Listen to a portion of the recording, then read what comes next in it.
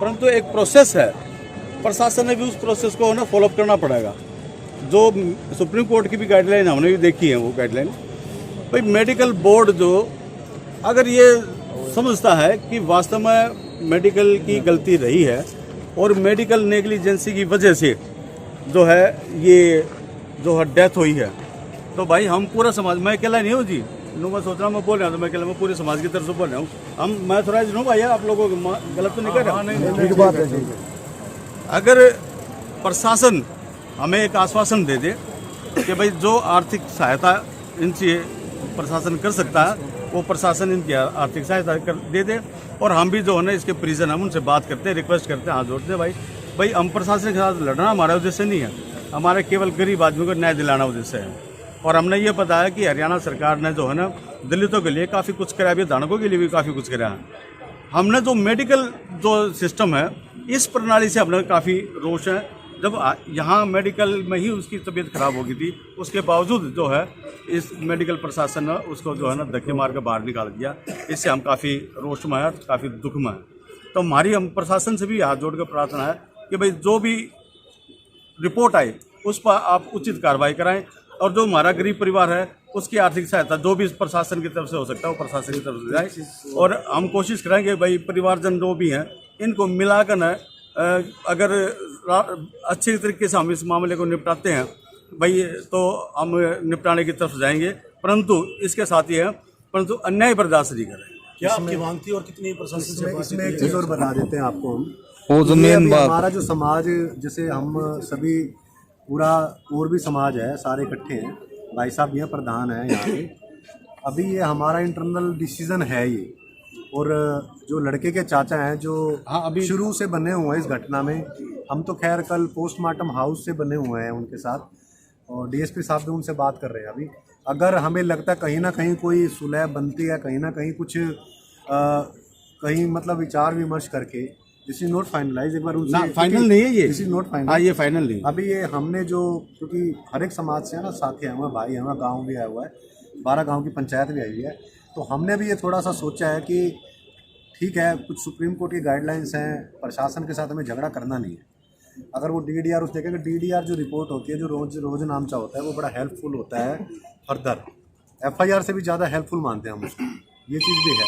अगर as per supreme court guideline अगर चीज़ें हैं, डीएसपी साहब उनसे बात भी कर रहे हैं, अगर लड़के के चाचा मान जाते हैं तो हम फिर आगे अगला स्टेप स्टार्ट करेंगे और कोशिश करेंगे कि है ना सारे कदम है ना पॉजिटिविटी की तरफ जाए, क्योंकि ऑलरेडी 3 दिन हो गए हैं और प्रशासन से हम उलझना नहीं चाहते। देखो प्रशासन कल से हमारा इतना सहयोग कर रहा है, लिटरली हम धन्यवाद करते हैं, नहीं तो अब तक शहर में कोई और किसी मामले में ऐसे रोड ब्लॉक होता तो वो एक्शन ले सकता था, जबकि सीएम साहब दौरे पर थे, और प्रशासन ने हमारा अब तक सहयोग करा है। अभी हम सबका डिसीजन हुआ है, सभी खड़े हैं यहाँ पर, और भी भाई साहब भी आए हुए हैं, हवा सिंह जी भी हैं। देखो मंजीत भाई, एक और बोलना चाहेंगे, मांगे बिल्कुल परिवार की बिल्कुल जायज़ है, बिल्कुल जायज़ है। रही बात आपकी, आपने कह दिया भाई एफआईआर तो नहीं, जैसे भाई कोई कानून के तहत नहीं कटती, सोचो बात ये फाइनलाइज नहीं है हमने, परिवार की जो सहायता है उपायुक्त महोदय यहाँ पर मौके पर आकर जो उनकी पावरें हैं उनके अनुसार मौके पर कर दें। 2 महीने बाद नहीं, मैं आप रहूंगा मंजीत भाई, जो है 2 महीने बाद कौन कोई कहीं मिलेगा। अभी मौके पे है, जो उनकी परिवार की सहायता हो तुरंत प्रभाव से की जाए। ऐसा नहीं कि जो जी गोलीबाजी से तो परिवार से, सुनो जो छोटे छोटे बच्चे हैं, न तो उनके पास आगे केस लड़ने की पावरें होती है भाई, वकील की भी आगे फीस नहीं दे पाएंगे, तो चलो सरकारी वकील भी मिल भी गया, लेकिन आगे जो उनको 2 साल बाद 1 साल बाद जो ये स्थिति तो बढ़ जाएगी, जो आदमी जो चलेगा, लेकिन फाइनेंशियली के जो उनको दुख है कैसे, इस चीज को क्या होता है, डीसी साहब के पावर होती है 5 लाख रुपए की, हाँ जी, ऑन द स्पॉट वो अपने फंड से सैंक्शन कर सकते हैं। तो हम एसडीएम साहब से भी रिक्वेस्ट करेंगे यहाँ पे कि एक बार या तो डीसी साहब को यहाँ बुलाएं या डीसी साहब के माध्यम से वो बात करें। अभी मेन मांगे यही मुझे ना, फिर डीसी साहब को यहाँ पे मौके पे बुलाया जाए, तो उसके बाद हम जो उनकी पावर है, चलो एक बार हम डीसी साहब से भी और इनसे भी दोनों से बात कर लेते हैं। मैं जी देवेंद्र अटकांड, एडवोकेट, महासचिव स्वामी आत्मानंद शिक्षा समिति।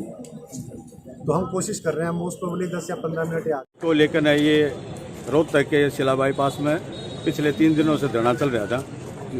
और भाई हमारी जो छोटी छोटी डिमांड है, अगर सरकार ये प्रशासन अगर डीसी साहब उन छोटी छोटी 2 डिमांडों को हमारे पूरा कर दे तो भाई हम प्रशासन के साथ लड़ना चाहते हैं ना सरकार के साथ लड़ना चाहते डिमांड क्या सर, दोहराएंगे एक बार? हैं। हमारी 2 डिमांड है जी। एक तो डीसी साहब अपने कोटे से मैक्सिमम जो है ना 5 लाख से ज़्यादा जितना भी हो सकता है इस विडो को जो है वो आर्थिक सहायता दें, और एक छोटी नौकरी को जनरेट कर दे ताकि आप विडो अपने बालका ने पाल ले इस तरह से।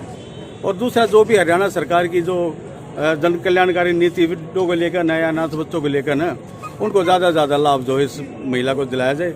उसके बाद हम देखते हैं अगर प्रशासन का कोई आदमी आकर हमारे बीच में इस तरह का आश्वासन देता है तो हम समझते हैं कि भाई शायद ये मामला सुलह की तरफ चला जाए। हमारा कोई ये दोनों मांगा आपने डीसी साहब को रखी? 8.5 लाख रुपए ना डीसी साहब से नहीं रखी हमने जो कमेटी बनी थी उन कमेटी ने डिसाइड करा, और जो इसके मनीष के चाचा है विनोद हैं उससे हमने बात करी है भाई। उन सब से हमने विचार विमर्श करने के बाद हम इस नतीजे पर पहुंचे हैं कि भाई हमारा उद्देश्य केवल विडो को ज़्यादा सहायता दिलवाना है, और जो पीड़ित परिवार है उसके लिए सरकार को नई जो डीसी साहब अपने लेवल पर या कोई जनरेट करके इस तरह की वैकेंसी उसका ऐसा हो जाए कि वो अपने बालका ने पाल ले। और जो भी हरियाणा सरकार की विडो या अनाथ बच्चों को लेकर स्कीम है उनका मैक्सिमम जल्दी से जल्दी फायदा जो उस परिवार को। अभी एसडीएम साहब से अभी डीएसपी साहब बात कर रहे हैं और वो डीसी साहब से बात चल रही है अभी। अगर कुछ पॉजिटिव अभी विचार में से आने वाले कंटिन्यू है अभी भाई। हाँ विनोद जी हैं, और ये विनोद जी मैं बताता हूँ, विचार ये विनोद जी हैं, पता है इनका पहुंच गए आपके साथ? हाँ हमने कुछ चीज़ें बताई हैं। अभी डीएसपी साहब एसडीएम साहब से बात कर रहे हैं। वो बात करके बता दिए। अगर मौके पर डीसी साहब आ जाए, डीएसपी साहब एसडीएम साहब से और डीसी साहब से बात करके सारी चीज़ों को सॉर्ट आउट करके हमें जैसे ही बताते हैं, फिर उस पर हम विचार विमर्श करके अगला स्टेप आप लोगों को बता दें। अपनी डिमांड भी रखो ना, अपनी हमारी डिमांड वही है जो बताई है। चलो ठीक है।